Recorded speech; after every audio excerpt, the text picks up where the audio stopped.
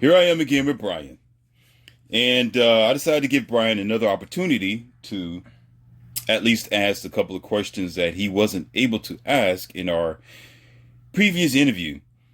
And at the same time, he asked me very diligently and very, I would say, progressively, because he really felt like he was getting slighted by my energy and I was talking over him. But he must understand this who I am as an alpha, not to be dominant. I just know how to take the lead and make things happen. But here we are again to give Brian another opportunity to ask me, these very vital questions. And we're doing this for your sake, the viewers, so you can learn something and listen to our interaction, and perhaps you can be helped or you can get an idea of certain things that you are dealing with in your life. And at the same time, it's going to have there's going to be an opportunity as well to answer even your questions according to some of the audios that I have created that may have left you with a sour taste in your mouth. So here we are again, Mr. Brian. How y'all doing? Yeah, so first things first, I was listening to some of your audio one day, talk about zombies, you know, how people... So first of all, before we get into that, so tell the audience about that incident that we've encountered before this interview. So I'm going to go ahead and let you take it away. I'm trying to think which incident you talk about. You talk about the one... The one at CVS. Oh, man, hey, listen to this. All the men out there, listen to what happened, man. I couldn't believe my eyes, man. But this is what we're dealing with now in these new ages of the world of men. This is what we're dealing with. Okay, so, it's laughable. Check this out. So, one day, while I was at work, I was working at CVS at the time, and I'm over here, I'm at the register, I'm doing my cashier thing. And all of a sudden, this couple came up. It was two young kids, you know, girl, boy, whatever, young, look like young teenagers, whatever. And they making their purchase, you know, nothing out the no ordinary. And then this dude actually looks at his girl, and I can't make this up. He looked at this girl and asked her if it was okay for him to go use the restroom. Oh my God. Are you serious? I'm saying, like his exact word. In fact, his exact words were, man. and I quote, "Babe, I'm about to go. Babe, do you mind if I use the restroom?" Oh, what a bait. Oh my goodness. Who in their right mind? What? You're going to ask his girlfriend if he can go to the restroom as if he was some grown child.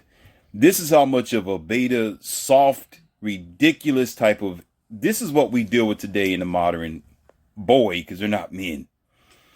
To the point where they are under such submission. They're so ridiculously childish and so behind the times because they're mother raised. They don't have a father figure in their life. There's no alpha there. There's nobody there to help them in their life where they have to sit here and ask their own girlfriend to go to the restroom. What type of mess is that, ladies and gentlemen? So according to that, what does that actually bring to mind, Mr. Brian? What do you think? So does that kind of outline some things that I talk about as far as the rush of blue pill, soft, panty wearing men? I mean, that's like an example of that right there. I mean, that's just one I've seen, but that one just because I couldn't believe it. I was like, really, this guy asked permission from his woman. His woman should have said no. That's what she should have did. She should have said, you better hold it. Or you're going to get a whooping when you get home. That would have been nice. That would have been nice. Oh, yeah. I would have enjoyed that. Like, come on, man. Like, really. And I asked her, too. And here's the thing. Let's keep it real. So he went to the restroom, and I looked at her, And I asked her, did he really just ask you for permission to go to the restroom? And she looked at me and said, yeah, he doesn't know any better. That's what she said. He doesn't know any better. And I could tell by looking in this woman's eyes that she was gone. Oh man. If I was that tight, I could have took her. Because she's looking for a way out. I could tell just by looking at her. How come you didn't take her? You should have went ahead and took her. I mean, she wasn't my flavor, but the point I is... still would have took her. Yeah, just to save her. Because, in the future, you know what's going to happen? She's going to walk away from him, and she's going to be looking for a door out. As a matter of fact, simple, ridiculous boys like him always get stepped on, and his woman's going to always walk away from him with another guy who has more potential. As long as you don't do that. Nah, you won't catch me asking for permission. Use the restroom. Ask me permission to go somewhere. But that's what's happening right now. Yes.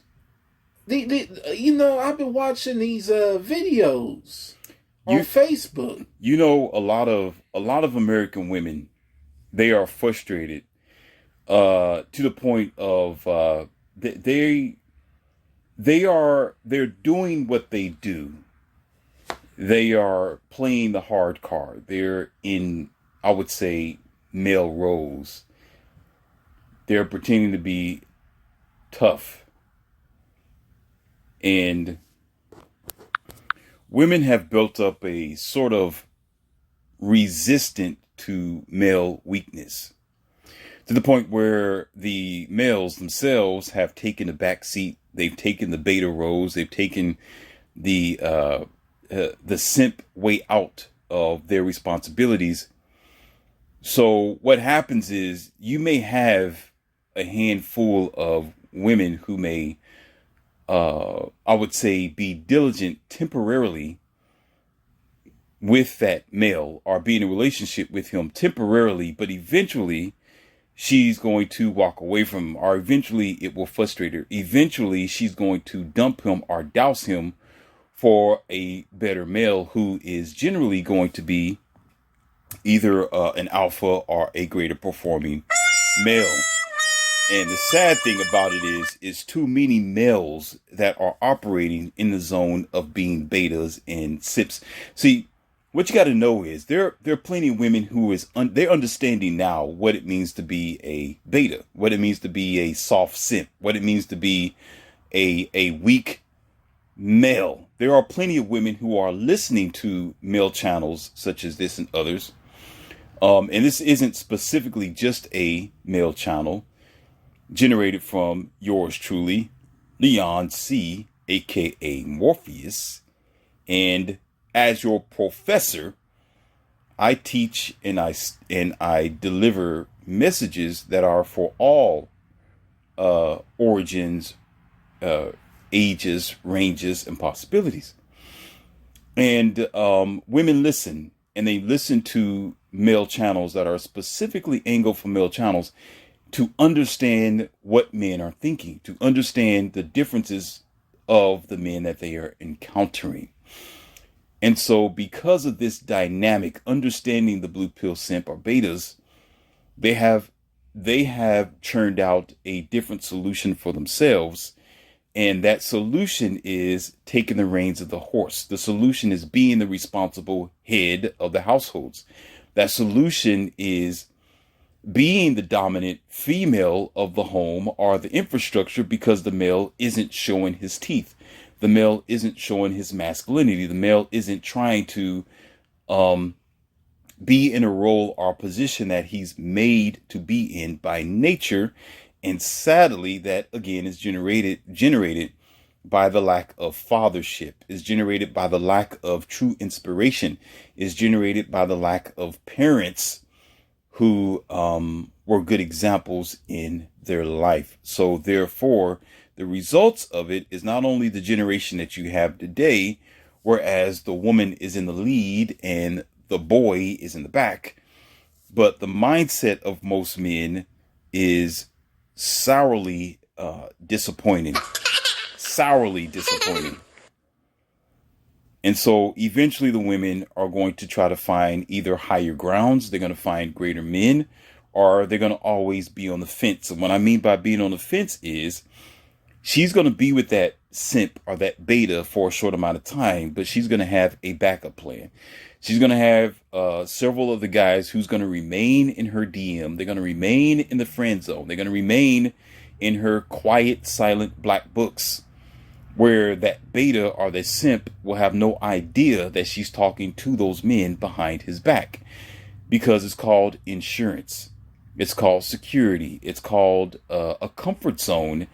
And this simp or this beta isn't giving her the security that she needs, or giving her the masculine leadership that she's looking towards. So it only supports her in her means of holding on to the base that she's in, trying to steal home base. Or here again, trying to hold on to a bridge-like mentality to branch off to another male who could possibly be better than the simp that she's with.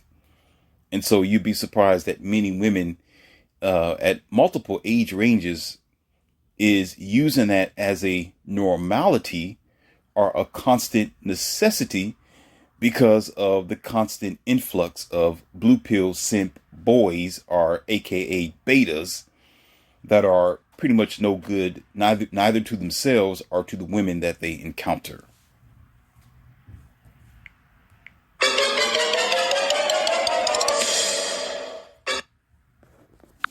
So here's the thing. Men cannot complain if their woman steps out on them. Men cannot complain if their woman disrespects them over time. Men definitely, they can't complain if women do not want to line up with the programs that they try to initiate, because a lot of these men are simply soft. They don't stand on any solid ground. They don't really care to keep concentration at the home. They want to go at it the wrong way, which we can talk about a different time, as far as men becoming emotional themselves. They want to handle their relationship with violence, or violence don't have to be physically violent, but it can be verbal violence too. And they want to handle the situation by trying to, have these jealous fits, or act as if they're a little bit insecure. So therefore they do nothing but lose their opportunity with the woman who's just otherwise looking for security in the wrong place. And she shouldn't be with him to begin with, because he's just a goddamn simp. So what is your addition, Sir Brian? Yeah, because like I said, it wasn't just that situation at CVS that I've seen. I've been looking at these videos on Facebook. I'm not going to name names, but, you know, they have all these comedic videos. Name it. Okay, go ahead. Comedy. Yeah, and the thing is, even though it's comedy, it's still, it's crazy how every single video basically shows the man as a simp. Weak. Yeah, basically the dude has to ask permission from his girl to go with his boys. You know, has to ask her permission to go anywhere. Right. He has to ask permission. And which got me thinking about, like, marriage. Like, back in the day, right, I was told as a youngin', or at least shown as a youngin', that marriage was supposedly the goal. You know, find that woman, give her a ring, start a family. That's supposed to be the goal. But is it really the goal these days? Oh, no. Because I'm like... what's the whole point in it? Because here's my thing. Just hear me out, Morpheus. Here's my thing. So, especially with the women of today. Oh, yeah. Come on. Like... God needs to do a goddamn recall. So, yeah, it's like, so you want me to go to a ring store, buy this ring that's like thousands of dollars, it depreciates in value as soon as you walk out. A rock. Yeah. And give it to this woman to pay her to be a slave to her? Oh, wow. That's what's hot right now, to be a slave? Oh, man. To have to ask permission to go from being able to do what I want to do, Talk about to it. ask permission to do what to I wanna living do? to living in his garage. Yeah, like Happy wife, happy life. like, Woo! I'm just like, Soft. is marriage really the goal these days? The- Like, what do you think, Morphe? What is marriage really? Well, I kind of already know what you're gonna say, Mister. I want two women at the same time. Yeah, well, it's not two. Come on. Well, okay, we can talk about. Okay, I'm with you with that. Here's the thing, and you just got through saying it. Think about this. If you know that the quality of women today isn't the way it used to be, and you got men who are putting all their eggs in one basket, what's going to happen? You put all your eggs in one basket. You have an idea that this girl is going to flop on you. She's going to break on you. She's going to leave. She's what do you call that? She's going to flake on you. She's going to ghost you. Whatever the situation may be, you fail yourself on a general basis. And at the same time, it's not necessarily, again, about what I want. And I said it's about safety. And this is why. You got to have a standard and you got to have a bar for whoever that you with, or if they're at a personal level, if they're your companion, they're going to be married to you, or you see them as a future prospect. You want to let them know that there is a bar that they have to succeed to get to the next level. So I would not mind having one girl if she was my Valeria, meaning if she was the Shangri-La, if she was packing what she required to keep the relationship flowing. But because of knowledge, because the way the world works today, because the women aren't raised up with grandma anymore, because women are being raised up by women who are telling them, oh, you don't need a man, and you go out there and get the bag, you the boss babe, you the boss bee, and all this crazy stuff. I know she's going to be a problem. So what I do is I keep my door open as an alpha male, because I have options. I can choose whoever I want to be with. And when I come into the room, they just lay down. Okay, so it's just that simple. But here's the thing. I keep my door open because it's 90% of the time they're going to, what do you call that? They're going to use their hypergamous ways. They're going to come in and act like a feminist. They're going to come in thinking that they can rule something. They're going to come in trying to challenge Mr. Morpheus. So I can always point my finger and say, there's the door. So when she leaves the door, there's going to be somebody walking in the door, or she's already there. So I don't limit myself. So here's the thing. That have nothing to do with me. It's all on the woman themselves. And I have these conversations with them. And I always tell them, say, hey, if you want to do this thing, you got to do this to do it. Meaning, I have requirements. I have standards. And you got to know this, though, Brian. Nowadays, men who have standards and who have, protocols as to what they want from their companion is considered as wrong. Or is considered as monogamous. Or he's controlling. Or he's trying to be a pimp. Or he's filthy. He's a pervert. Or he's this and that. And all it is a man who is protecting himself and know what he wants out of the world. But if a woman was to do the same thing, she's a boss babe. The whole society will support her. Oh, she's good. She's a queen. She's a princess. Let's go ahead and pedestalize her. Oh, let's give her all the benefits that she ever need because she's doing her thing. She's going out there. She's getting the bad. She's a bad bee. Mm-hmm. You see that? Because of the simp society, because of the soft society. So all I'm doing is I have a standard. If she want to be number one, here's the go. You ready for it? Are y'all ready? You ready? If you want to be Morpheus's number one, just be the number one. That's the clue. Be the number one. It's not up to me. I'll tell them, hey, yeah, I got girlfriend number 1, 2, 3, 4, 5, and everybody's comfortable where they're at. But if you're trying to get to the next stage, if you're trying to be this number one chick, the hottest chick, you're trying to be the one to win the ring. The ring is a trophy. The ring means you won the game. The ring means you was the best out of all of them who decided to do something different, not just because your sex is good. Sex don't mean anything. I can get that any damn day. It's not because she's more beautiful than the rest of them. It's because she has more to offer than the rest of them than just sex. It's like cooking, cleaning, taking care of. She's an asset. She's supporting my business. She's virtuous. She got a mindset. She don't have baggage. She don't have tattoos. She didn't chop her hair off. She's feminine. She's fit and cooperative. And because of that, she's automatically going to be in that seat. And what she will end up doing is, again, naturally and automatically, she'll start making the rest of the woman, what's the word? Obsolete. But because there's not an absolute woman, there's no absolute females. So she puts herself in that bracket. I'm not doing it. Now, when it comes to marriage, you said, what's the goal? Okay, we're going to go ahead and talk about it. The goal of marriage, Brian, today is not the goal of marriage. The goal of marriage is comfort zone. It's financial stability. It's what you can do for me. See, the American woman today, especially the modern day womanized, feminized type of woman, okay, she's only looking for generally this guy who is going to financially support her, okay, at all costs.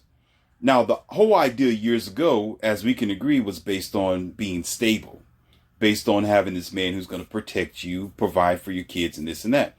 But there's a lot of women today, and here you go, now I'm tying this together. There's a lot of women today who think that they are entitled to a man to just come along and provide for her and to protect her, when her entire life she's been stepping over men, getting over men, cheating on them. She got 4 or 5 different children, okay, by 4 or 5 different fathers, and she's non-virtuous. She don't know how to get along with them. She got a bad attitude. She can't do anything in the home, cook, clean, or whatever else. The only thing she thinks she has to offer him is her booty and her looks. You see what I'm saying? So therefore, she puts herself out of the game, and a lot of other men are realizing, oh, so y'all looking at us as a pocketbook. So you want to get married, you want me to put a ring on your finger, you want me to spend thousands of dollars on this wedding for you, ma'am. What are you going to do for me in return? So check this out. So they end up being, what'd you say, pushed aside, because a lot of men today are realizing that that's the name of the game. But the betas that you are talking about, they have no idea about a RP. They have no idea that women on the often today, the majority of them, they're not looking for this so-called dumb word that's crazy, equal partnership. They're not looking for a power couple. They're not, that's nonsense. That just don't make sense to me. Let's go ahead and give you outs on that one. It's stupid. It just sounds ignorant to me. They're not looking for a man who they can work with. They're looking for a man that they can work over. They're not looking for you to be the power of the relationship. They're looking to take power over you. And how is this done? This is done by manipulation. It's done by the statistics. It's done when you look at the divorce rate. The divorce rate is 80%. What that means is 80% of the divorce rate is being initiated by women. So if you got the majority of men who are getting married to these women, they're getting the ring like you talk about. And why would you do that if you're going to be a slave to this woman anyway? Okay, sleep in your damn garage. Okay, because that's the wave. And happy wife, happy life to support her. Right. Then what does that tell you? What does it tell you? If statistically, okay, out of 100 people, out of 100 divorces, 80% of them are initiated by women. Okay, but yet 80% of them want to get married. So how many men out of the 80% are being fleeced? 80% of them. They're being fleeced. So that means the majority of the women who talk about they want to get married, they're not looking at the initial traditional spiritual part of marriage. All they're looking for is what they can take from you, what they can get from you. That's why they want you to be ambitious. That's why they want you to have a certain amount of money per year. That's why they want you to have something going on for yourself, because they don't appreciate you as a man. They appreciate you as what you can do for them. God damn it. Well, you on fire today, Morpheus. Oh, I'm just getting started. you rare 4 today, Morpheus. Rare 4. I'm just well, thank you, but this is me all the time. My viewers know this. So go ahead with your answer. I'm gonna go ahead and give you the floor. Go ahead, sir. Yeah, because I'm like, like, man, it's not just marriage. Like, that's the thing. Like, literally, I've seen men succumb to, like, sometimes I gotta catch myself sometimes. No, don't catch yourself. Let it go. Let it go. We've been here. Let them have it. Go ahead. I say catch myself because I allow myself to succumb to, but it's not just to women. Just men be enslaving themselves, period. Right. In different ways. It's not just women. Like, sometimes I find myself, my job, Oh, okay. I mean, sometimes I feel like I have, because I taught such a big game when I was younger. Uh-huh. And it's like now I'm over here just working to pay rent. Oh, shoot. Like, it's like I'm just doing what I supposedly have to do, what I was taught to do. Oh, shoot. You know what I'm saying? Like when I was younger, I was told a man who doesn't work doesn't eat. Don't work, don't eat. Anything you want in this life, you got to work for. You want a roof over your head, you got to work for. You want clothes on your back, got to work. So being told that's what I thought I was doing what I was supposed to do, just working. But at the same time, like, I don't feel like, you know what I mean? Like, don't get me wrong. Like, I'm happy with my life. I am. But it's like I just feel like I should be doing more than what I'm doing right now. And it's like... Absolutely. Absolutely. I don't know. I just, like... Where do we stray wrong? Where do we go wrong when it's like working a job doesn't feel like the right thing? Like, where do we stray? I don't know. I mean, talk to me more. It's like, what? How do you find like your passion? That's a very good question, and I thought about something. I don't want to confuse the audience because I said two things, and it can seem like a contradiction. See, on one hand, I discussed a few minutes ago how women have to listen carefully. Women have to play the male role because there's a lot of betas, soft men, who aren't stepping up to the plate to be the masculine man that they should. Okay? Then on the other hand, I said, well, there are a lot of women as well who would engage with men or get in a relationship because they want to take from the man, take their money, and things of that nature. So there's a medium between. The medium is going to be hurtful, and we're going to talk about this.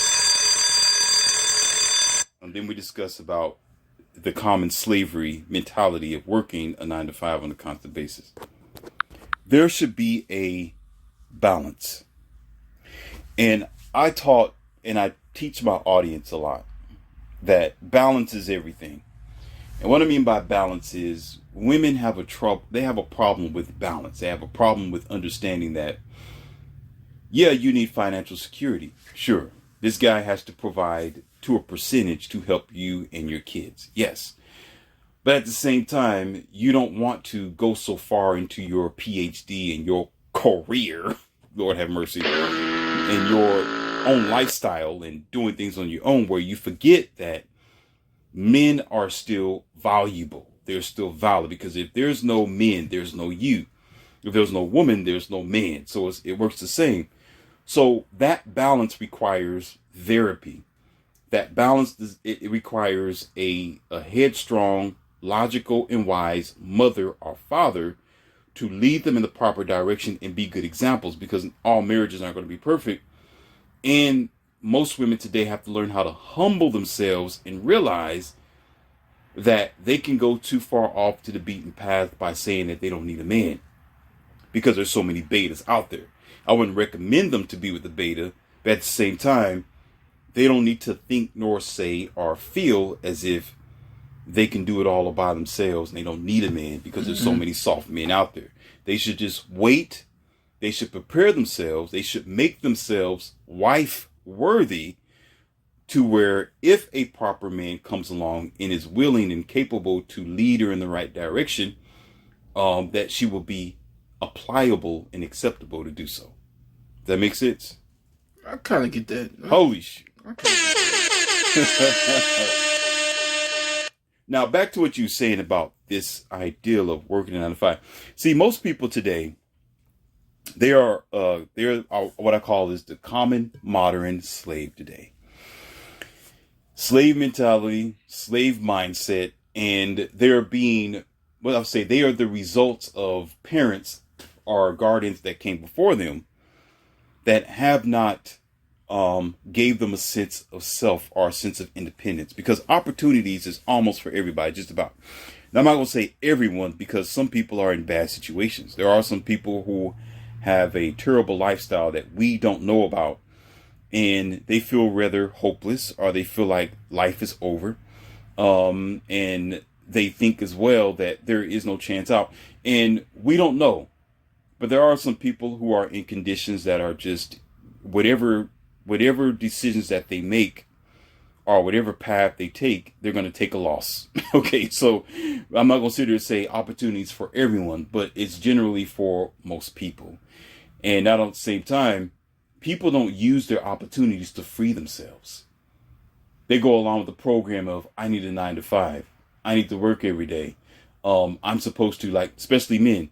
That's what I'm supposed to do. I'm supposed to grow up. I'm supposed to get a job and provide for my family, have kids, and be a slave to my wife, and then die a happy man. That's exactly what I'm supposed to do. And I'm just such a blue pill beta because I'm going to go along with the program. And because of this, they're willing to work stressful hours and be happy with it. This is the other thing. Check this out. This is what we want you to know. I'm going to go ahead and break this down, okay? There are some men who would purposely work long days, long hours, just to be away from their wife that they've been with for a long time, because that's their only peace, that's their only space away from her. And the question is, why the hell did he shack up or get with this woman in the beginning or the first place, if he thinks that, or if he feels in his manhood, if he feels as if he's in somewhat of a prison-like lifestyle? I mean, that sounds like my old boss too, man. Because I always wondered about that. Talk about it. Like, he be coming in at like 8 o'clock in the morning, and then he don't leave until like 10 o'clock at 11 o'clock at night, like just before the night shift crew come in. Oh, and wow. It's like, you be like, why don't you go home, dude? I used to wonder about that. He did many days like that. I don't know, babe. That might be a reason. Well, so what do you think, Brian? Because I know that okay. On one end, there's money to be made. I get that. Mm-hmm. But on the other end, if you got somebody at home that you want to see, mm-hmm. you got a family at home, you got a child that you want to see. Mm-hmm. It's their birthday. They're getting ready to graduate. You want to go outside and play frisbee with them. You want to take them to the store. You're not going to want to work 12 hours out of the day and be away from your child. You're going to be eager to be home. You got a beautiful wife at home who's smelling good. She feel good. She talk good. Hair straight. Everything you want her to be. Mm-hmm. Who in their right mind is going to get up at 6 o'clock in the morning, get home at 7 o'clock or 8 o'clock at night when the child's already in bed and his beautiful girlfriend is probably tucked in bed reading a book or something like that, and be satisfied with that? What does that tell you? I mean, that don't make sense, right? I mean, but at the same time, it just sounds like a man that just wants to make sure. I mean, I don't know. But at the same time, it sounds like your average man that just wants to make sure that their family's provided for. I mean, that's what it sounds like. It sounds like regular. Like, isn't that the regular status quo? Working long ass hours and, it is providing? It is the status quo, but what position are you putting yourself in? If 80% of women are calling for a divorce, okay? Out of 80%, there's been men who did that, provided. Get up at 6 o'clock in the morning, go home at 7 o'clock, smelling like asphalt and concrete. Okay? Yeah. But did that help them to stay in their marriages? Why is women still calling for divorces when there have been and is men who will get up 6 o'clock in the morning, go home at 7, 8 o'clock at night? You tell me that. And he is providing. Or is he not providing enough? So when is enough enough? What is enough is the question. So here's the thing. And I noticed this as well. And I need you to think about this. Men can do better. Period. I know decent men who have the potential to have options of women. And they are smart, they're very educated, they have skills, and they will work day in, day out from Monday to Friday in this monogamous relationship, tire themselves out, and then they have nerve to complain that they don't have enough time with their family or their woman or whatever hobbies or whatever that they want to do with their time. But the answer of it is, or the result of it is, or you could say this: why did they put themselves in that situation? Why not understand that they are the prize? Why not protect their manhood? Why not protect their time and their freedom? Why not protect their talents? Because you're using your talents for slaving to something that eventually is going to break or is already breaking. Marriage, okay, the ones who are still married, most times they're just in a arrangement type of situation. And why is this? They are in an arranged relationship because they have kids. They can't walk away. They got a 14-year-old daughter. They got a 12-year-old son. Guess what he's going to say? I got to provide. And he knows full well that if he walks away from this situation, guess what? Child support, alimony, court dates, stress, all this unnecessary stuff, right? Same as herself. But for the woman, though, she knows she got to start all over again. Or she might have to find somebody who is a substitute dad, which isn't a good idea anyway. But they try to do that anyway. And a lot of women, they'll say, well, I'll wait till my child turns 18 or grown, then I'll start dating all over again. So they don't want to do that all over again. So it is automatically going to be till death do you part. Okay, it's good. Either you're going to die on the inside, or you're going to die, physically, just by living a stressful life trying to keep this marriage together. People are going to marriage wrong. They're going into a relationship wrong. You got to go into the relationship already complete. What that means is you know what's best for yourself. And not only that, you have the potential to compromise should you decide to get in a relationship, meaning there's some things that have to change. Like if I have my 5 girlfriends and this one woman is the Shangri-La, and I think she's the Shangri-La and she's standing up above the rest of them, then why do I still have these 5 girlfriends? Something has to change. I might have to change my perspective. I might have to delete some phone numbers. I might say, the games are done. I'm ready to saddle up and be with this woman here because, well, she's doing it. she's the boss babe. Like, what? I'm sorry, ladies. Game over, right? But that's a compromise. If I were to do that, I'm gonna say that. Well, I'm saying if. Okay, that's a compromise. But a lot of people, they think that marriages and relationships is supposed to be ready-made. Like this thing called let's make love. That's a really big thing.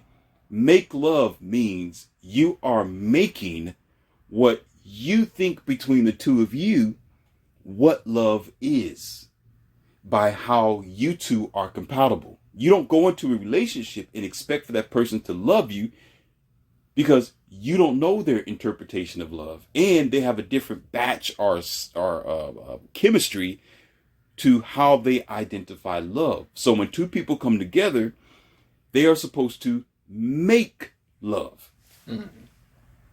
Okay. This is how that's tethered on to sex, or tethered on to donkey dunk, or tethered on to whatever they do. Because you're making out what you think that is. Now, that can be a dangerous thing because now you got swingers, you got open relationships, you got people who like the wife swap and all this type of stuff. That right there have nothing to do with love. That's just lust. Okay, it's not love at all. Okay, that's just and yeah, there's a universal identity of love. There is. It's a universal, what you do and what you do not do. But between the two of you, you have a certain level of how you guys have a chemistry between each other, where it's going to elevate your idea of love to a different plateau, where it's going to be compatible to how you get along with your companion. So most people, they don't go into a relationship like that. They go into a relationship thinking that the relationship is going to not only fix itself, but it's going to already be prepared and ready for them to just move in, and it's going to work out like a well-oiled machine. They got work to do. Most people don't know that relationships take work. So therefore, like what you were saying, men set themselves up for failure 8 times out of 10. I can say 8 times out of 10. You can add that as well to 80% of the divorce rate. Okay. 8 times out of 10. Because they don't know they can do better. They don't know they can travel the world. They can be a bachelor. They can have several women. They can have an infrastructure, a house and a home. When they get with the modern American woman or modern woman today, there's going to be automatically a taxable situation. She's going to want you to provide eventually. She's going to want you to do for her, which is fine, but they ask for too much. Women today are so unrealistic. Lord have mercy. They're so unrealistic where they will go to the colleges. They'll get their PhD and master's degree and all that. They expect for you to not only have that, but to have more. If they're making good money per year, they want you to make not only good money, but more, because they date up. They don't date down. But yet, people who are the most happiest people on the face of the planet, okay, they're not concerned about, they care about money, but they don't make that much money. Well, hold on. They're not like rich people, but they are happy because they live in a very simple life. Well, hold on, Morpheus. Hold on. So, you talking about women date up, but check this out, man. Like, okay, I get girls every now and again, but usually every now and then, huh? Yeah, but usually these females, man, I usually see them with some dirt poor dusty dusty dude named Joe. Don't put attendant on anyone named Joe out there, but I'll just say, just some old poop butt dude don't have 2 pennies to rub together, but she be loving on him like he a CEO or something. Right. So how you saying women looking for men who make more money? Well, it seems like a lot of days these women, they dealing with these dudes. Okay, you ready? Yeah, they're just. This is gonna hurt. Now, come on, man. This is really gonna hurt. It's not gonna feel good, but here's the fact. You're dealing with the caliber of woman. And what that means is, like what Tom Leykis said, water reaches its own level. She may look good. She may have a fat booty. She may be cute. But the man who's next to her is what she really looks like. Oh, shoot. Oh. That's who she really is on the inside. So if she chooses this guy who's a prison monkey, okay, if she got this thug on her side, if she like this guy who's just, what do you call that? What did you just say? Dusty or busty, and he done got 2 pennies to rub together. That's who she really is. That's her level of expectation. She's reflecting herself. And this is what also hurts, right? Again, with modern women. They don't want accountability. They don't want to be responsible of doing what it takes to fix a situation. Because guess what? If I come onto the scene as the Morpheus that I am, and I give her a standard, I say, no, chick, no, we got to do this. You're playing with penguins. I'm a shark. I'm a shark, okay? Mm-hmm. We got shark business to do. I'm not down here where the penguins are. I'm on a totally different level. A lot of women enjoy the lower level. What I mean by that is it's comfortable. It's comfortable to be with this scrub over here because he's not expecting her to be nothing better. It's comfortable for her to be with this dusty dude that she can push around, that she can control, that she can tell what to do, or she can be conniving and have like 2 kids from him and take child support from all that kind of stuff. They choose that because, again, it's the easy route. It's an easy route. It's a route she don't have to be accountable for anything. She can blame everything on him because he's a scrub. She don't have to try to work for the prize or the trophy. So he's nothing but a reflection of herself. That's the same as if it'd be nice if I give a good example. But when you have a higher expectation and an individual don't want to reach that high expectations, they start making excuses for why they're not reaching it. So instead of climbing the mountain to reach that success, They rather stay on the bottom where everything is easy. The crumbs is easy on the bottom. It's easy to fail, but it's harder to succeed. So she'll choose this guy to play around with. He's just a toy. He's somebody to give her validation. He's somebody who's going to praise her. He's somebody who's going to probably still be, again, a beta. He's going to be desperate. You don't have that many women. And as a matter of fact, a lot of them, they'll say, let's get married. Oh, shoot, I said it. Yeah, let's get married. Let me go ahead and go buy a diamond ring and put on your finger and have you be the only woman for the rest of my life, even though I am a man and I am able to be with multiple women. But these blue pill betas, I'm going to cheat on you anyway, but I'm not going to let you know. But I'm going to marry you at the same time. A dumbass dude. Okay? And then she'll have to find out the hard way instead of him being honest. He can't be honest with her. He can't be the man that she needs him to be because she chose him at his dirty, dusty days. Or she chose him while he was at a very low spectrum of his life because she knew that was easy for her to slide through life right next to his side. So if I come onto the scene, I'm not going to praise her. I'm not going to call her queen or princess. I'm not going to give her prizes until she earns it. I'm going to make her accountable for every step that she takes. I'm going to make her earn the prizes that she wants from me. And at the same time, if she want me to treat her with all glory and love and guile and all this so great stuff, she has to earn it and prove to me that she's worthy of this. And because a lot of women don't want to do the work, they don't want to be worthy. They don't want to do the work. They don't want to be accountable. They don't want to give back while they're taking. Let me say that again. Let me say that again. They don't want to give back. They want to take. Let me say it again. They don't want to give back. They want to keep taking. They rather stay at the bottom instead of doing what it takes to raise up the standard outside of finances, but just being a decent person with a personality to be feminine, fit, and cooperative.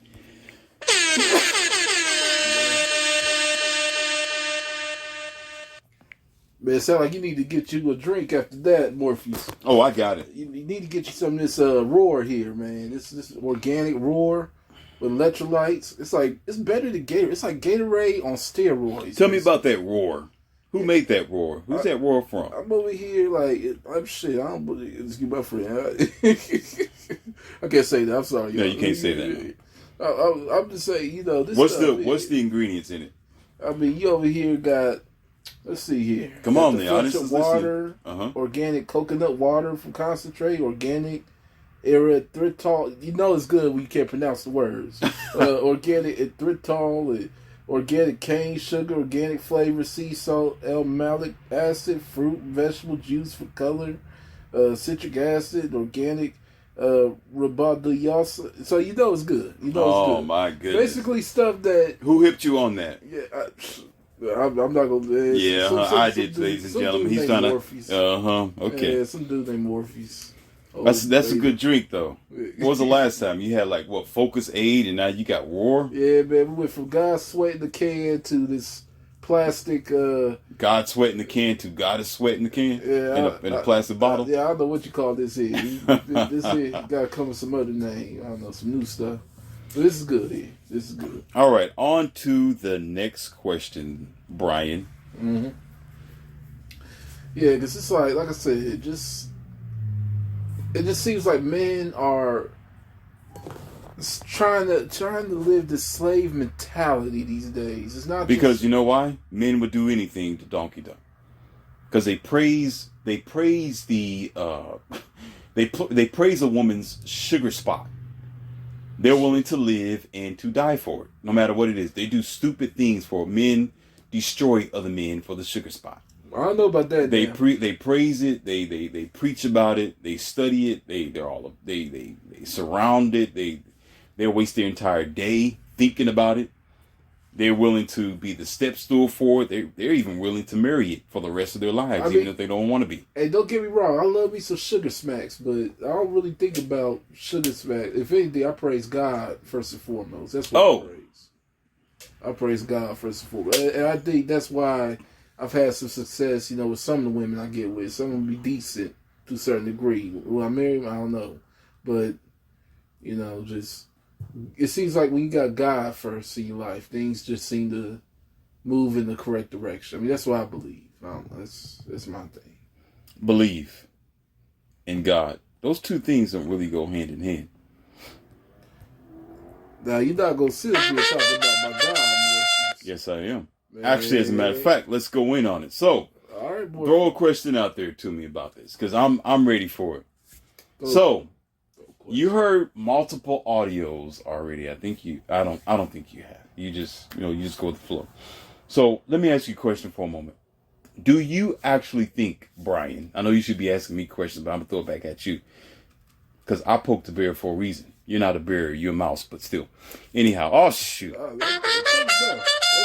Okay, but here we go. All right, Morpheus. So you are saying, to you, what is God and who is God? I mean, to me, God is the omnipotent. You know, the... Who told you? Another human being. Yeah, a pastor. Yeah, no, come on. I'm waiting. The Bible. A book. Okay. Come on. I mean, it was the way I was raised. The way you was raised. So, here we go, ladies and gentlemen. Let's strap on your seatbelts. Take off your wigs. It's going to fly off. Okay. Take off those snuffleupagus eyebrows that you got on. And for you men, I don't know what to say about you. You just need some help.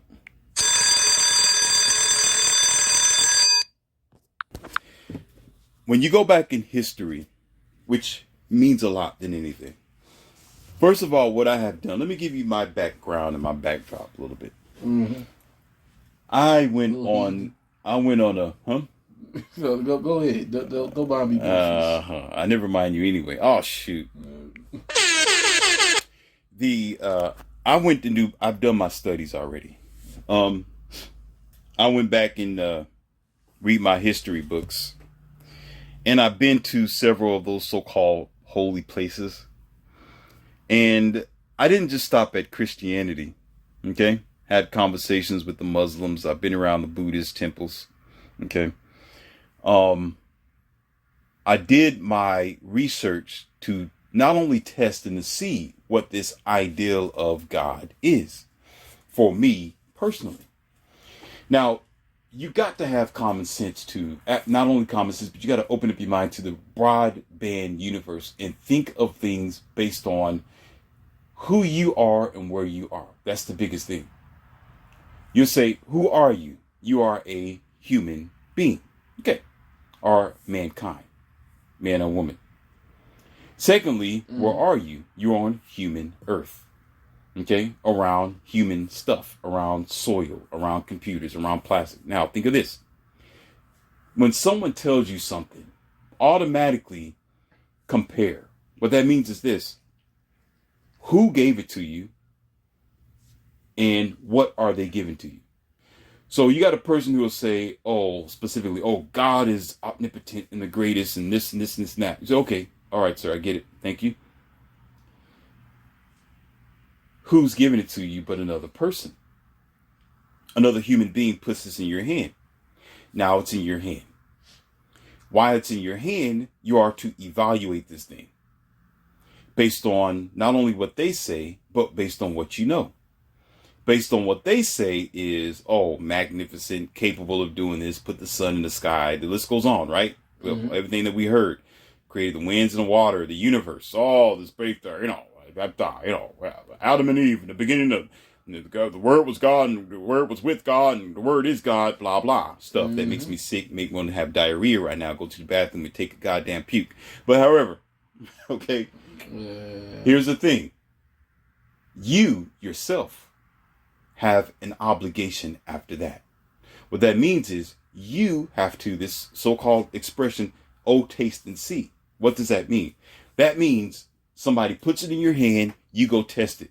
I'm going to give you a Porsche. Okay? Everybody tells you this Porsche is fast. It's powerful. It can win the race. Okay? I'm going to let you test drive it. So you got it from this person or the manufacturer plant. They built it. They gave it to you. They told you about it. Now it's your job to get in the Porsche and test drive it. After you test drive this thing, you know what it does. You know, I didn't say them. I didn't say Morpheus.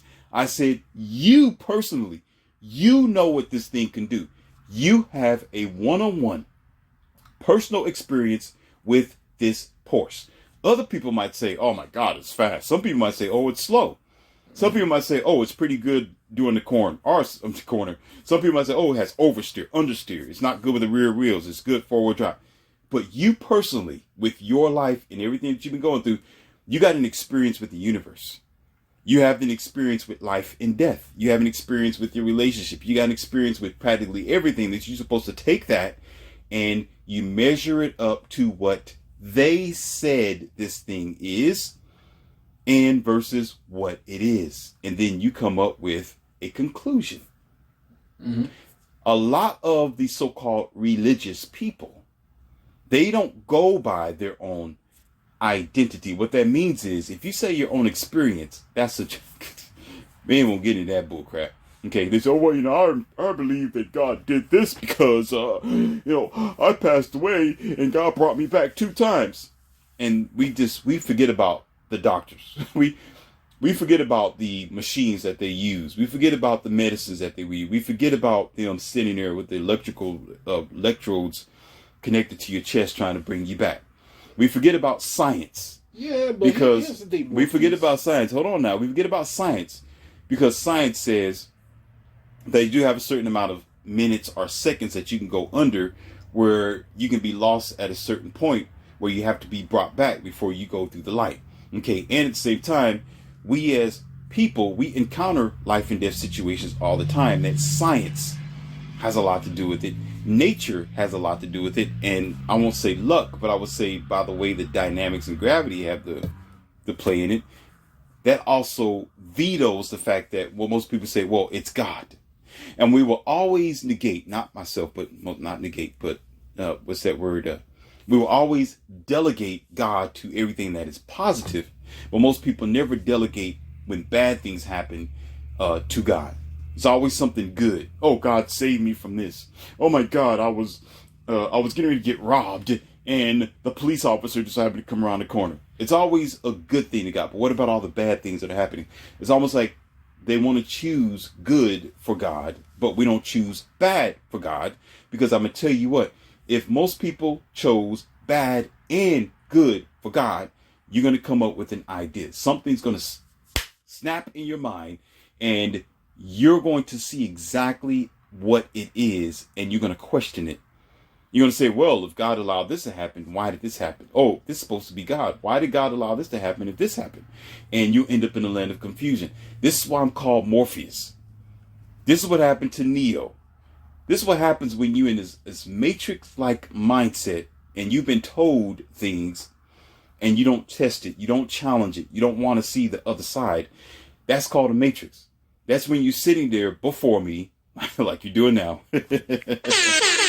and you're looking in the mirror, you see the world, before you look in the mirror, you see the world the way the world wants you to see it.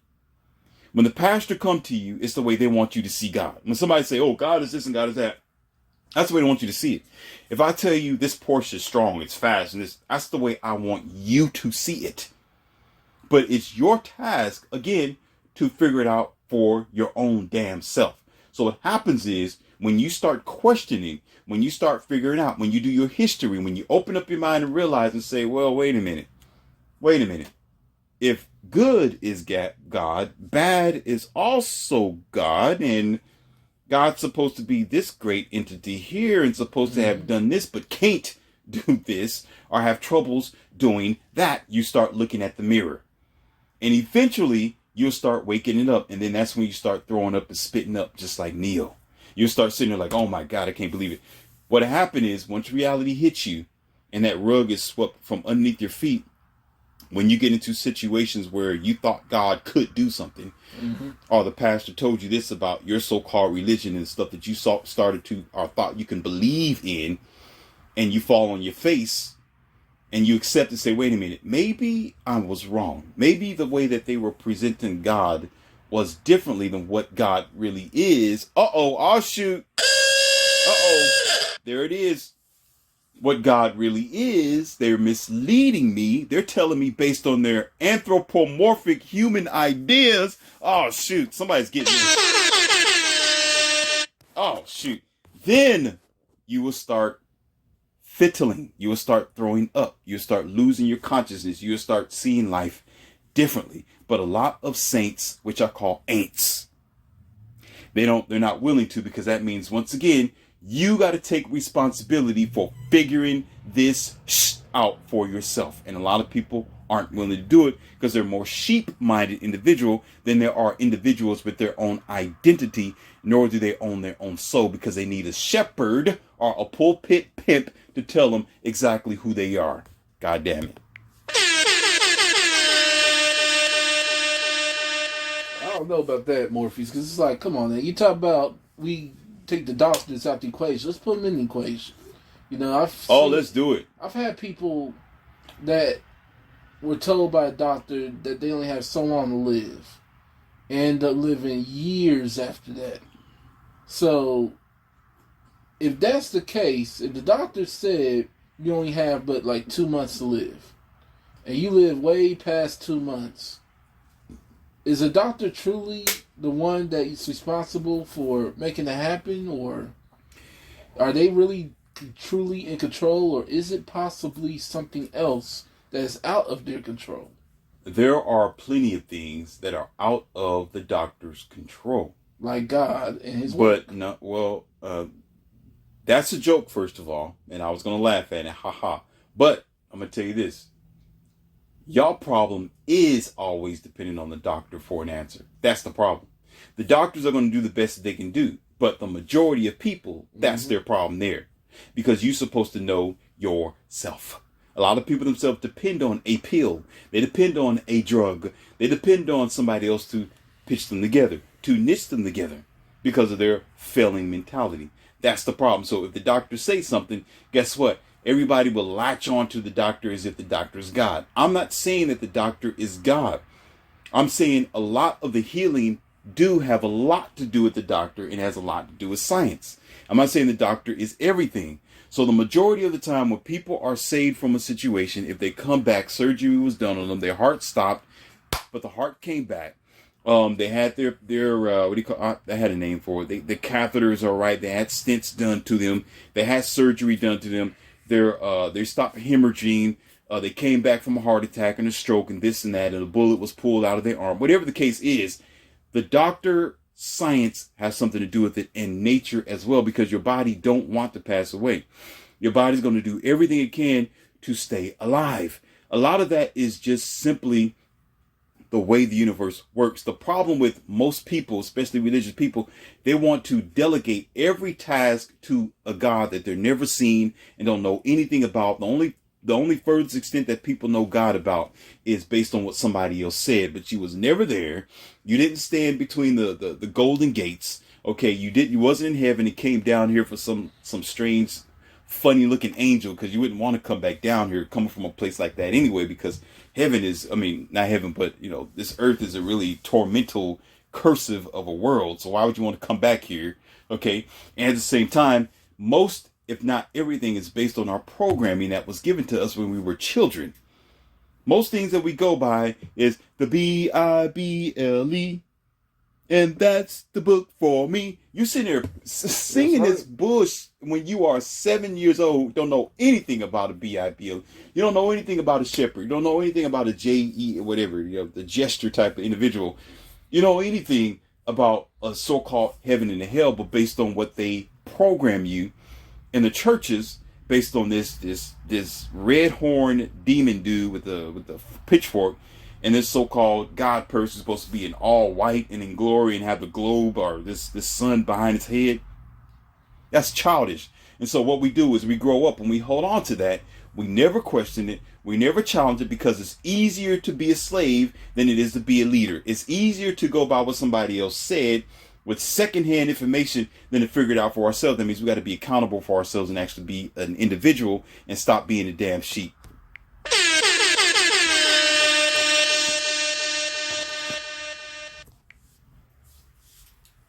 Look, you want to be a heathen of your time. That's all you Morpheus. Me personally, I'd rather. That's because you're scared to question. That's your problem. You sound like it. You scared to question. Because here's it is. If you believe or saying this thing about God, fine. Do that. But you got to question. You question. Number one is question. They say, oh, well, God is this, God did that. You say, okay, then how come? How come this? How come that? When you start to question, you will get your answer. The problem is you're not questioning it, so you're just accepting it for what it is. That's what sheep do. Oh, shoot. There it is. And I don't know, because it also says... Also, what say? Here we go. Get ready, ladies and gentlemen. Here we go. Oh, shoot. Here we go. Go ahead. What say? What's it? Oh, here we go. No, go ahead. Go ahead. Oh, yeah. I want you to say it. Say it because at the tip you said it also said. What's it? Come on. I'm not. Here we go. It. Tell the world it. What? It be in the Bible. It be in the Bible. Okay. Yeah. Okay. That God. Okay. The way his knowledge. Wait. And Okay. his intellect. Who said God was he? Oh, no. Let's go there. If I make something, I am the God of the universe. Mm-hmm. Don't you know women came from God too, right? Animals came from God. Rabbits came from God. The sun. All this old stuff. What makes you think it's going to be a he? What the hell? No. God would not be a he. It will be an it. Not a he. Why would God be a he as if men? Oh, yeah, no, hell no. Because you know what? That's where the patriarchic idea come from. That's why there's a thing called the Lilith movement. I'm not going to get into right now. A lot of women hate that, and I'm on their side when it comes to that conversation talk about God as a he. How the hell can God be he as if man themselves is the unit of life and death, as if women are insignificant? Yes, I am an alpha. Yes, I am. Okay. I may be strong. Some women might think I'm misogynist or control, whatever else. But the thing is, I love my women. They're not insignificant. As much of a headache that they are needed in the world. Even if they have their attitudes, they have their unbalanced ways. We talk about them because they need to get corrected. They need a corrective type of way that they're making decisions, sure, but that doesn't mean that they're insignificant. They are just as valuable as the sun in the sky and the air that we breathe. So how can we say that God is a he as if females are insignificant? And you could say God created both male and female. So wouldn't that mean that God is a female as well? So why would God be just a simple he? You can't make something out of yourself if it's not in yourself. I don't know. Think about that. No. If woman wasn't look. First off, I love my women too. Let's get that right. So can a woman come out of you? Can a woman come out of me? You can give a woman. Ladies and gentlemen, let's be quiet on this one. Hold on. Hold on. I'm gonna let you speak. Go ahead. I mean, scientifically, if a man gives a woman an X chromosome, 2 X chromosomes make a woman, make a girl, make a female. That's science. But that's not what we're on right now. We're talking about is God a he? Because I said, first of all, I'm not saying this because I see women as inferior. I'm just going off of like facts here. Wait. Facts. You said something. That's why I slowed it down. You said in the Bible. Yes, in the Bible. Oh, just stop right there. I'm going to take you to court for a minute. We're going to go to court with this one. Let me show you what court is all about. Hold on. Listen. In court, when you're arguing facts, when you're arguing truth and evidence, you don't argue from the corporate. You don't argue from the evidence that's already in there, or you argue from the conversation itself. You argue from something that's outside of the spectrum that is a proof or evidence that will help you in your dispute or your challenges. So that, for example, if I come to you and say, God loves you, son, and you say, wait a minute, what do you mean that? Oh, because the Bible said. Wait a minute, wait. The Bible said? The Bible is the culprit. You're needing evidence based on convicting the Bible that the Bible isn't right.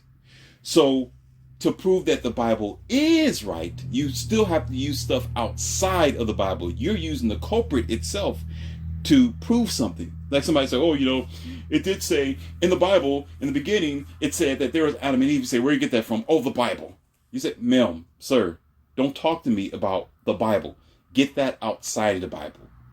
Don't come to me and argue and say the Bible said. Where do you get it from?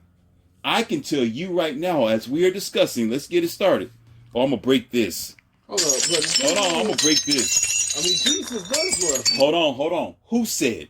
This I know. No, you're going to say the Bible. Because the Bible tells me shut so. your mouth. Shut your mouth. But it's the truth. No, how? You cannot argue the truth inside of a book. That's what I'm trying to tell you. Are you goddamn listening? Listen to the hell I'm saying. You can't argue. You in a book. The book don't mean bull crap. You talk about the truth is not a book. The science, mathematics, social studies, a lot of things are made in a book. There are manuals to cars that are made in book form. But when you're working on a car, sometimes it's outside of the manual. Sometimes something is different. Your procedure is different. When you put an alternator on a car, you might have a procedure in the manual of the car to tell you how to put the alternator in, but you might have to do it a different way. Like they may say put the alternator in from the top of the engine with the hood open. But you can also put it underneath it when you put it on a lift outside of the manual of the book. So you say that, let me tell you what the Bible is. This is what I teach all the time. The Bible is the manual of human control. And a lot of religions is the same. It's just not admitted. There are different words that they use, but it's the same thing. It's the manual of human control. When you are born, you have no manual. You're not born with a plastic bag next to you with the manual from God to tell the mother how to take care of you. You were born butt naked in your birthday suit, okay? With nothing there. But you're born with parents. No, you're born... here we go. Okay, let me give you a high five on that one. Yep. Let's go ahead and talk about it. Yeah, because you're born with parents. Who programmed you then? Here we go. Who programmed you then? You just said it. Who programmed you? My parents. My mother, my father. There you go. And what did they do what did they do to you, for you, when you was a child? What was they doing? They were nourishing me. Uh-huh.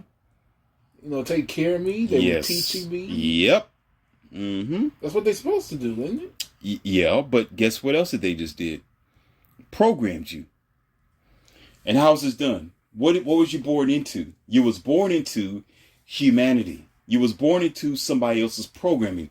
You was born into their idea of God, concept, world, math, life, science. If you was born into a Latina family, you being black or Mexican or something like that, you will learn their language. If you was born in Europe or you was born in Russia, you're going to learn their language as a little baby. If you're born into an Asian family, no matter what culture you are, whether you're black, white, whatever, I don't care. You're black. If you're born over there, you are a 2-year-old baby. They talking to you. You're going to know how to speak their language, period. So it is mom and dad who's already pre-programmed by this idea. Yes, it's an idea of God. They're already pre-programmed. Yeah, I said it. They're already pre-programmed of the way they think. They think life operates, the way that they have experienced life in their their education, their church, their identity of God. So eventually, over time, they start automatically feeding you with that BS. So it's called programming. You don't have no right. You have no power. You have no free will. You have no identity at all about what type of program is given to you until you get a certain age. Until you decide to unprogram what they put in your mind. So The same thing as the Bible and the concept of it, they gave that to you. God didn't give it to you. The universe did not give it to you. God didn't sit you at a strange table and shake your hand and say, well, son, here's the 10 commandments, and this is what I want you to do, what I do not want you to do. Never was that done. The people who told you that was human people in the form of your family. If it wasn't your family, they took you to the pulpit slave place called the church to program you by this pulpit pimp who start throwing stuff at you from a book. That's what it was.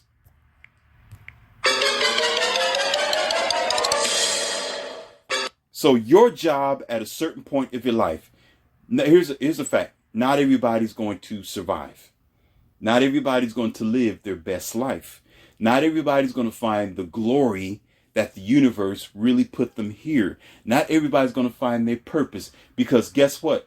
When you are 1 year old to the age of whenever you hit wisdom, which is called enlightenment, I'm not going to say 18, you're going to find enlightenment somewhere. When you find enlightenment comes when you say, wait a minute, hold on here for a minute. Hold on. Let me question this. You said this about the world, Mom, Dad. Wait a minute. You said this about God, Mom, Dad. Wait a minute. I'm going through this. Wait a minute. Let me do my studies. Let me go to the Alexandria Library. Let me do my studies. Let me talk to the Jesuits. Let me figure this thing out for myself. I want to be an individual. I don't want to go by your program. When you begin to do that, you start reaching enlightenment. You start becoming the best version of yourself, and you start filtering out not only your purpose, but you start seeing things for the way that it is and how it was programmed into you. That's called the enlightenment. That's when you become a Neo, and you give yourself the ability to break from the matrix. Not a lot of people are going to break away from this. If you notice in the movie, listen carefully. When you notice in the movie, only Neo broke away at that particular time, or maybe a few other people that we weren't able to see. But if you notice, it was thousands upon maybe even millions of pods sitting there. Not everybody is going to break free from the machine to say something is wrong. Like, wait a minute. You told me this about God, but wait a minute. The moment you pump your brakes and you stop, you say, wait, what the hell did you just say? Because this happened. When you do that, you start breaking the matrix. When you do that, you start breaking that light. When you do that, you're going to become the person that you always was meant to be, because you're not going along with the program. A program means you do what other people tell you to do. You do what's already been in place. You do what your mommy and your daddy said since you was 1 or 2 years old, all the way up until you got the adult age, legal age by the state. That doesn't mean that you're an adult, by the way. Just because you're 18 don't mean you're adult. Ladies and gentlemen, if you're 18, that doesn't mean you're adult. You're an adult when you're adult mentally. Okay, when you reach wisdom, when you realize that you're taking on not only adult responsibilities, you start acting like a damn adult. You start functioning like an adult, and you start dealing with adult responsibilities, and maybe by that time you might be at a legal age as well. Okay, just because you're 18 don't mean you know everything. You're still a goddamn child, so shut up. Okay, so anyhow, most people will not realize that because they love the programming so much, because the programming is comfortable. Just like I told you about by some women, they love to choose things that they can dominate, that things are underneath them, because they don't have to be responsible to rise higher and do better for themselves. So the ideal of God, the ideal of the universe, the ideal of this religion, of this religious idea, okay, if you go against it, it's a big machine.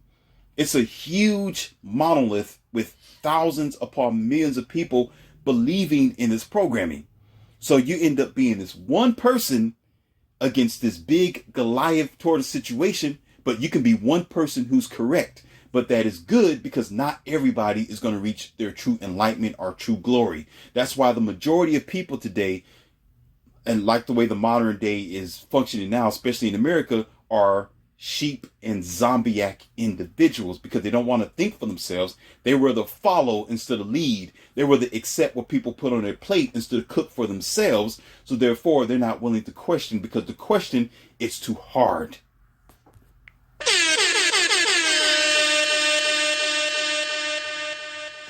So if you don't reach that true enlightenment, then you never have the ability to free your true self nor your soul.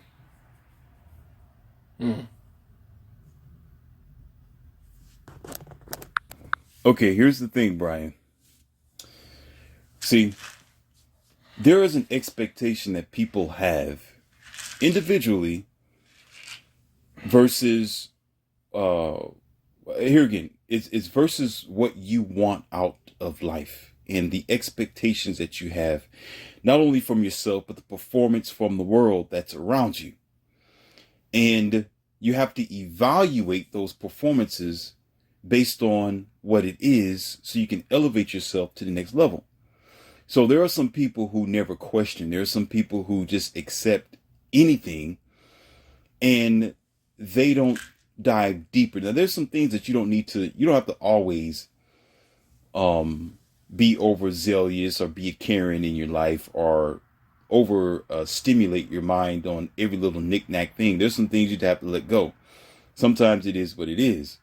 But when it comes to your soul, when it comes to relationships, when it comes to doing something for the rest of your life or putting your entire life on something, then you got to take it seriously. And there are so many people that do not. So what I should be asking you, which, well, you should have asked me, but apparently I guess you can't handle it. But I'm going to go ahead and ask you this anyway.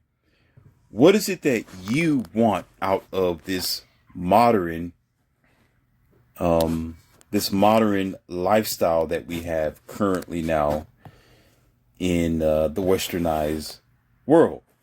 I used to call it civilization, but we're not as civilized as we think we are. We're just tamed zombies. Okay, that's all, just tamed zombies. But you personally, it depends on what you want. What do you want? Because the lower, the more, let's say this, the weaker, more insignificant, very common everyday things that people want, if that's your expectation, then you'll go along the program because the Matrix can provide it. Deception can provide it. Religious indoctrination, it can provide those minor, insignificant things. But is there more than just that I don't know about? Or maybe you don't care to talk about? Well, Brian. Yes, Brian. I'm just talking to myself. Morpheus, I want to be successful. I want to be successful. I want to enjoy life. I mean, I want to be successful. That's How can you enjoy life if you don't know what life is? Oh, shoot.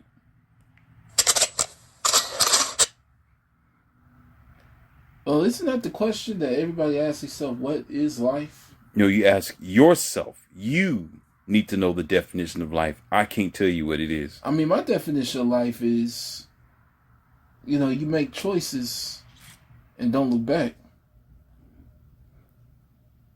You move forward. That's my basic overview of life. Your basic overview? I don't get anything from that. Like, life is decisions. What is life, though?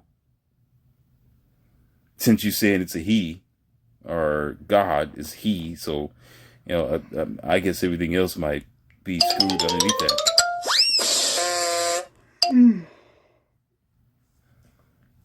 I'm just, well, first of all, God being a he got nothing to do with what life is. I mean, life, like I said, life is decisions. Life is It has nothing to do with it. But don't you put your whole heart and soul on the idea that there's a God? I believe there's yes, I believe there's a God. Yes, I do worship a God. Worship, yeah, common slave. Continue. You know, and I believe that a lot of situations and storms that I've dealt with in my life, Mm-hmm. I would have otherwise been able to get through without God. Mm-hmm. I don't know. I just, So what do you do? Hold your hands and help you through, and jumped in the back seat of his limo, and he strode you around town, and all that type of stuff. He held you on his gossamer wings, and the angels came down and in white glory and shifted you all over the place. See, actually, God doesn't do things. The things that God does isn't all physical. Really? Remember, He is a spiritual being. Really? So the things He does isn't necessarily physical. That's a very good scapegoat that most people say to get around facts and logic. Yeah, To get around simple things that's before your face. Maybe the level that you on isn't the level that I'm on, because I'm not connected to the Matrix. I am Morpheus, by the way. So I think you still got two wires connected to the back of your head. That's probably what's going on. But you know what? I understand that, because most people don't get it. You're in that religious mindset. So that's not going to get people it's not going to get you where you want to be. Successful you might be, but you're going to be a programmed success individual, like the majority of the sheeple that's around your environment. Well, Morpheus, I will say, we just got to disagree on this one, sir. Very well. Very well. Because the thing is, when that day comes, when that last day comes, and God comes to this earth, keep that same energy. Yeah, you know what? Keep that same. You know what? I had a conversation about this with someone else. Mm-hmm. And my viewers remember this is one of my other earlier audios, and apparently you haven't been listening to any of my lessons that I have available for you. That has nothing to do with the last day. Your day is every day. Okay? You're still thinking about a rapture because you're still in that program indoctrinated mindset. The only thing that's going to split through a sky is the only thing that can split through a sky. And you don't want to see that thing split through a sky, because if you do, then yeah, most people are going to be wiped away. Okay, and I'm not talking about a man coming down in the cloud. I'm talking about something else that's going to be very, how can I put it, explosive, and it's going to put you aside and everybody else in that town or city. That's the only thing that's going to split through a sky. And yes, instantly it can wipe away everything. So let's not be stupid about the situation. That's facts. It's not spiritual, and it's not a idiocracy that I'm talking about. Okay, because every day is your beginning and your end. Every day you are at risk. Every day, at a moment, or what you say in your so-called biblical funny text, in twinkle in the eye, you may not be here. But the one thing that you need to learn how to be is confident about yourself and assured about yourself. And I'll give a damn about an end or a beginning, because I'm going to be me through and through, because I'm all about facts. I'm all about the way that it is. And I'm all about facing reality, in which you and the rest of the programmed, religious, indoctrinated sheep aren't, because I am the adult here. So fear is not in my vocabulary, nor it would be at any time of the damn day. Ladies and gentlemen, he can't handle this.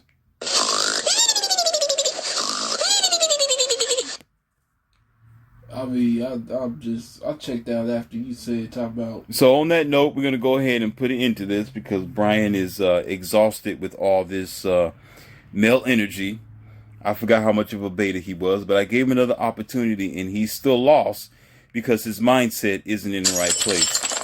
So we're going to go ahead and call it into this, and I'm going to go ahead and invite another interviewer in to lose to a logical, open-minded, confident alpha who's not afraid to think for himself. So until next time, that is the lesson for today.